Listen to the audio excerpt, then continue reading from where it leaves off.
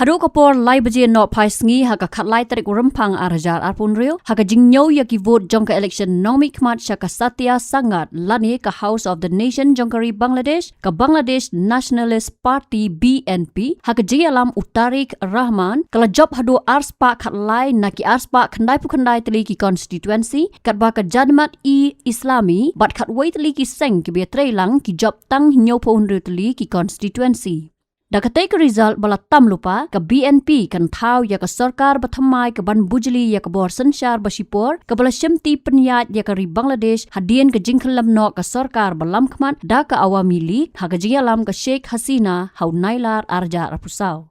Kidan setang kat tu kat neteli ki constituency ki badang ya chakmat ha ke jingnyo ya ki vote ki bakedopat ba ke BNP ke baklam ya ai reng ha ke election house nam arja arpusau kan job Kput menta ke kenti Ka election ke bala penlong haka khat tarik rempang arajar arpun rio la paushna bakade hapdeng ke BNP persya ya ke janmat Islami bat ki seng sany hima beatre lang khlam dadan ke seng ke balam khmat ke Sheikh Hasina ke Awami League ke bala syak penduk bat ken bian ke BNP kham haswa kala penbana balada ke job ya ke election u chairman bementa bat ukhun ke Khalida Zia menteri rang badu barim jongani gari ke bala khlat no hau benai no pra jong snam araja arpusan un Shimti ya ke kam kum u menteri rang badu Kinoi lam na kiri beper ha ka perthai kum u Narendra Modi u menteri rang badu kari India lambat kiwe pat kila ai khuble ya ke jing job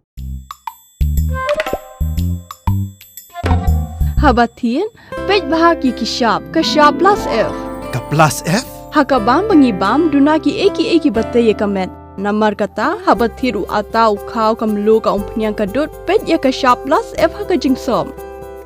Yaki nutrient kum ki vitamin bat ka ayen la icon diat bat ka bathau bha kam khta ai ka dor jing ki mar bam ka jing mat lani ka rukom shed yaki. Balehi banai kita.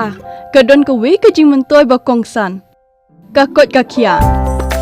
Ka nutrition bakam bha ka jing im bakam bha pendon kam daki mar ba madon ka shop plus F menta kasni Lawan Ra Shafi Lingba ko office jong Commissionerate of Food Safety Meghalaya